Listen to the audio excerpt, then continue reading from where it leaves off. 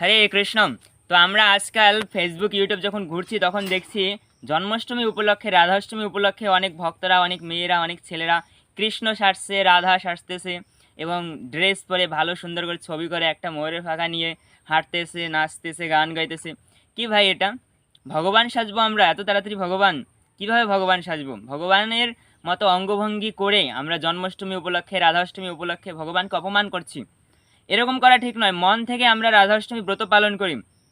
আমি যে যারা দেখছি, যারা এরকমভাবে সাজছে, এটা করছে, এটা করছে, এরা যে নিয়মিত জন্মাষ্টমী থাকে বা এরা যে জন্মাষ্টমী থাকে তারও কোনো গ্যারান্টি নেই। কিন্তু তারা সাজছে, সেজে গুজে বেরোচ্ছে, ছবি করছে। এটা আমি ফাজলামি ছাড়া আর কিছুই বলবো না। সনাতন ধর্মকে লোকজন ব্যাংকও করে, তারা মনে করে দেখো ভগবান হয়ে গেছে, একটু সেজে ঢেজে ভগবান হয়ে গেছে, ভগবানের জন্মদিনের দিন এরা ভগবান হয়ে গেছে। তো এটা ঠিক না এরকমভাবে সাজা গাজা। তো আমাদের উচিত মন থেকে জন্ম